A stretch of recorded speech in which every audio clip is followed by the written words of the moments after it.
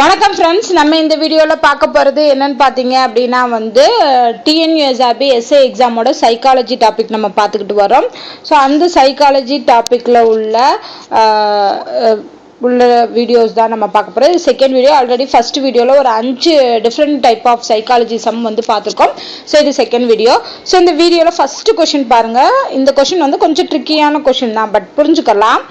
A fast train takes 3 hours less than a slow train for a journey of 900 km. அதாவது 900 kilometre உள்ள ஒரு டிஸ்டன்ஸை கடக்கிறதுக்கு ஃபாஸ்ட்டாக போகக்கூடிய train ஸ்லோவாக போகக்கூடிய ட்ரெயினை விட 3 மணி நேரம் கம்மியாக எடுத்துக்கிறது. ஓகேவா? அது அடுத்து என்ன சொல்லியிருக்காங்கன்னா, இப்போ அந்த ஸ்லோவாக போகக்கூடிய அந்த ட்ரெயினோட ஸ்பீடு ஃபாஸ்ட்டாக போகக்கூடிய அந்த ட்ரெயினை விட 10 km/h கம்மியாக இருக்கும். ஏன்னா கம்மியாக போனால் தான் ஸ்லோவாக போகுதுன்னு சொல்ல முடியும், ஸ்பீடு கம்மியாக இருக்கும்போது. அப்படின்னா அந்த ஃபாஸ்ட்டாக போகக்கூடிய ட்ரெயினோட ஸ்பீடு என்ன அப்படின்னு கேட்டிருக்காங்க. ஓகேவா? இதுதான். இதில் ரெண்டு ட்ரெயின் இருக்குது. 2 ட்ரெயினோட ஸ்பீடு வேணும், 2 ட்ரெயினோட டைம் வேணும், அண்ட் 1 கிலோமீட்டர் சேம் கிலோமீட்டர் தான். அப்போது இங்கே நம்ம என்ன பண்ணணும்னா, இந்த 3 அப்படிங்கிற ஹவர் டிஃப்ரென்ஸ் இருக்கு இல்லையா, அதாவது என்னன்னா ஸ்லோ ட்ரெயின் தான் அதிகமான டைம் எடுத்துக்கிறோம். அப்படி தானே? ஸ்லோவாக போகக்கூடியது ஃபாஸ்ட்டாக போகக்கூடிய ட்ரெயினை விட அதிகமான டைம் எடுத்துக்கிறோம்.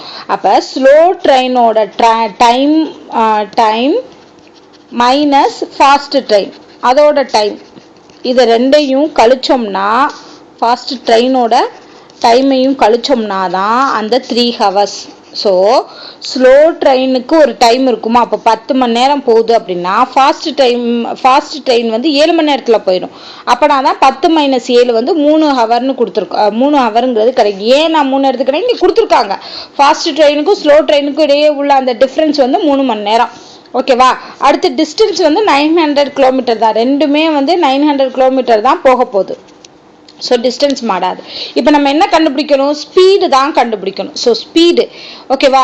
ஸோ அப்போ நம்ம ஸ்பீடு டிஸ்டன்ஸ் டைமுக்கு ஃபார்முலா என்ன? Speed is equal to distance divided by time.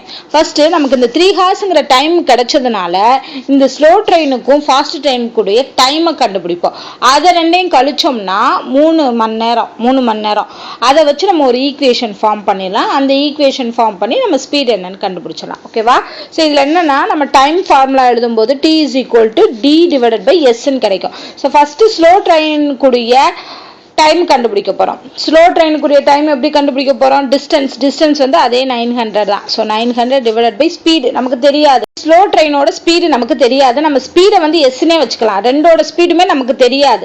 ஆனால் அந்த ஸ்பீடோட டிஃப்ரென்ஸ் மட்டும் அந்த 10 கிலோமீட்டர். ஓகேவா? 2 ட்ரெயினோட ஸ்பீடு மட்டும் 10 கிலோமீட்டர் டிஃப்ரென்ஸ் இருக்குது. அது மட்டும் நம்ம ஞாபகம் வச்சுக்கலாம்.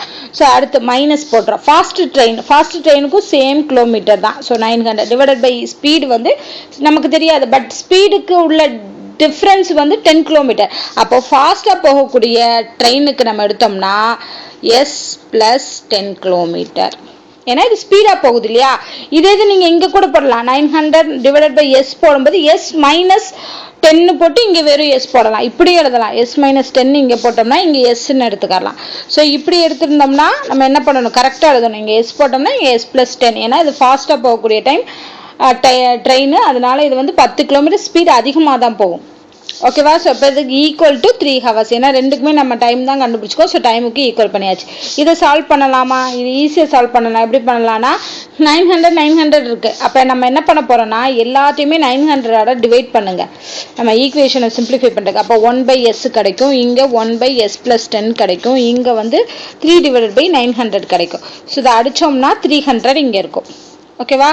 ஸோ அப்போ 1/s + 1/s இங்கே மைனஸ் வரும், ஈக்குவல் டு 1/300. இப்போ இந்த ஈக்குவேஷன் சால்வ் பண்ணலாம். எல்சிஎம் எடுக்கலாமா? ஸோ இது ரெண்டுக்கு எடுத்தோம்னா s × s + 10 கிராஸ் மல்டிப்ளை பண்ணுங்க. அப்போ s + 10 மைனஸ் s கிடைக்கும், equal to 1/300. Minus s + x cancel ஆயிடுச்சு அப்படின்னா வெறும் 10 மட்டும் இருக்கும். ஸோ அப்போ இதை வந்து நம்ம என்ன பண்ணலாம், கிராஸ் மல்டிப்ளை பண்ணலாம். ஸோ அப்போ இது வந்து 3000 ஒரு சைடும், இன்னொரு சைடு வந்து s² + 10s ஒரு சைடு இருக்கும். இப்போ இது எல்லாத்தையும் ஒரே சைடு கொண்டு வந்தோம்னா s² + 10s, இந்த 3000 வந்து -3000 = 0. இப்போ இது ஒரு ஃபார்மா, நமக்கு ஒரு ஈக்குவேஷன் ஃபார்ம் ஆயிடுச்சா. இதை வச்சு எஸ்ஸோட வேல்யூ கண்டுபிடிக்கலாமா, ஏன்னா ஸ்பீடு தான் கேட்டிருக்காங்க.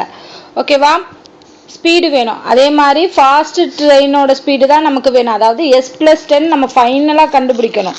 அதை நல்லா புரிஞ்சுக்கோங்க. ஏன்னா ஃபாஸ்ட் ட்ரெயினோட ஸ்பீடு தான் கேட்டிருக்காங்க. வெறும் எஸ்ங்கிறது வந்து ஸ்லோ ட்ரெயினோட ஸ்பீடு. ஸோ இப்போ இதில் எஸ் கண்டுபிடிச்சிட்டு அதை 10 ஆட் பண்ணோம் அப்படின்னா ஃபாஸ்ட் ட்ரெயினோட ஸ்பீடு கிடச்சிடும். இது எப்படி கண்டுபிடிக்கலாம்னா, இந்த 10s எப்படி வந்திருக்கும், ரெண்டு நம்பரை அந்த ஃபேக்டர் ரெண்டையும் மல்டிப்ளை பண்ணால் 10s ப்ளஸ் பண்ணால் 10s வரணும், மல்டிப்ளை பண்ணால் 3000 வரணும். அப்படி பார்த்தோம் அப்படின்னா இதை 50 16 பிரிக்கலாமா.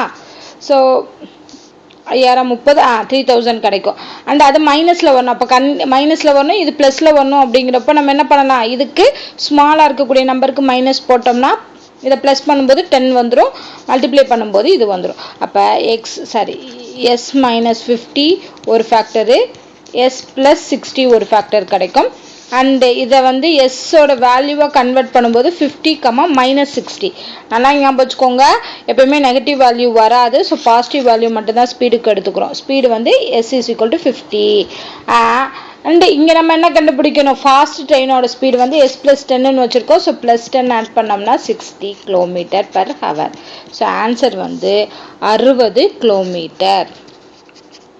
ஓகேவா, km/h போகும்.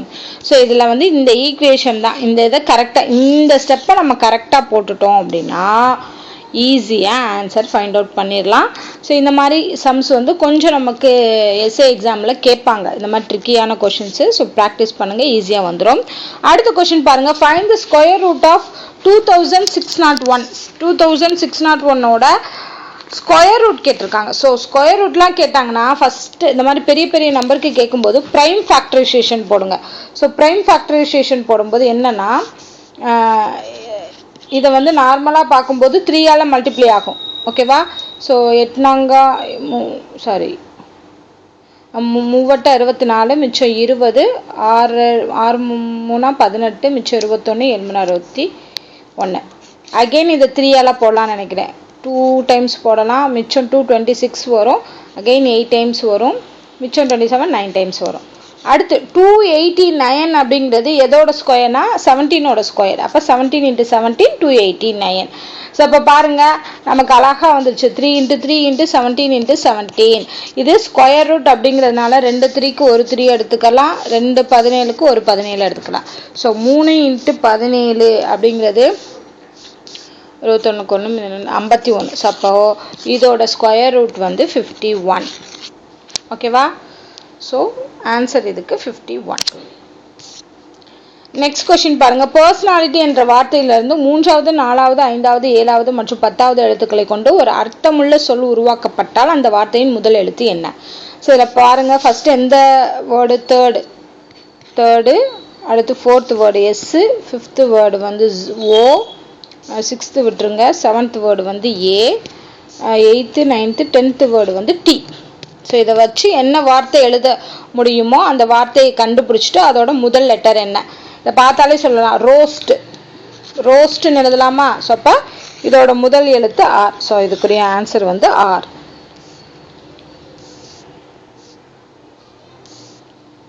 டோஸ்ட்னு போட முடியாது, ஏன்னா இங்கே ஆர் கொடுத்துருக்காங்க, அப்போ வராது, டோஸ்ட் வராது, ரோஸ்ட் தான் கரெக்ட்.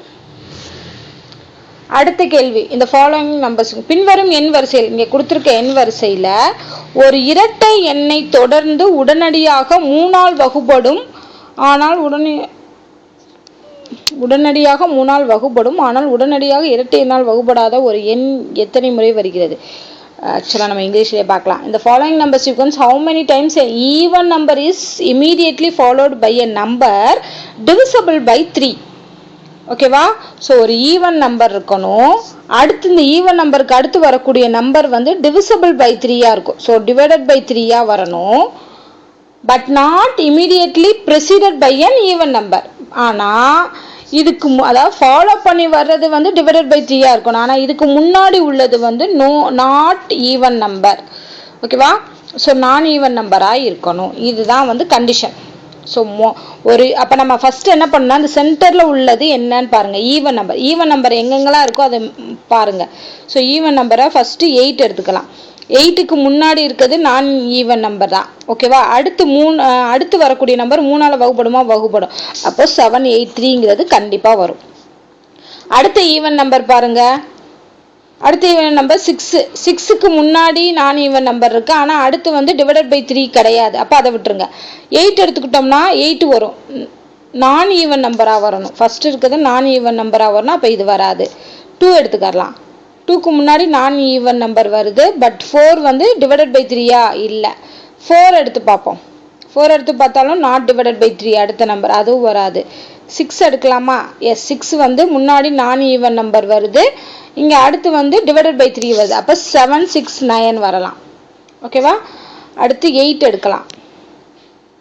ஸோ 8 எடுத்தோம்னா நான் ஈவன் நம்பர் அண்டு அடுத்தது வந்து ÷ 3. ஸோ 9, 8, 9 வரும். அடுத்து 6 எடுங்க. இது வந்து நாட் டிவிசிபிள் வரல. 2 எடுத்தோம்னா டிவிசிபிள் வரல. 8 எடுக்கலாமா? 8னா நான் ஈவன் நம்பர் வரக்கூடாதுல்ல. ஸோ 8ம் வராது. 6 எடுத்தால் இங்கே வராது. 6 வராது. இங்கே ஒரு 2 வரும்.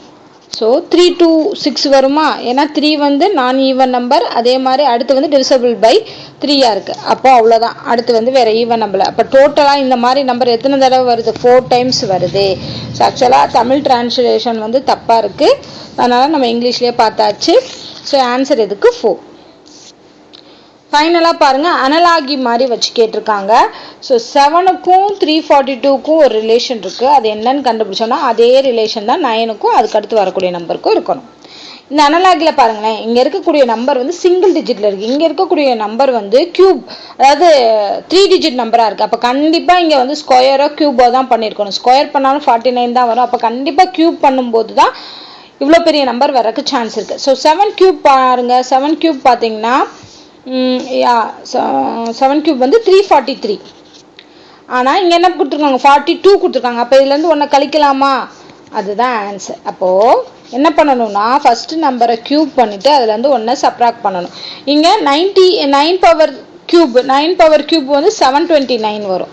ஸோ இதுலேருந்து ஒன்றை கழிச்சிங்கன்னா 728. ஸோ இதுக்குரிய ஆன்சர் வந்து 728. ஓகேவா? ஸோ அவ்வளோதான். இந்த வீடியோவில் நம்ம வந்து என்ன பார்த்துருக்கோம் அப்படின்னா இன்னொரு 5 கேள்விக்கான விடைகள் பார்த்துருக்கோம். அதை எப்படி சால்வ் பண்ணுறதுன்னு பார்த்துருக்கோம்.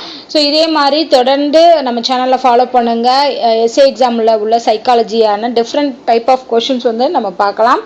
ஸோ தொடர்ந்து பாருங்கள். இந்த வீடியோ உங்களுக்கு பிடிச்சிருந்தா லைக் பண்ணுங்கள், ஷேர் பண்ணுங்கள். மறக்காமல் நம்ம சேனலை சப்ஸ்கிரைப் பண்ணுங்கள். நன்றி.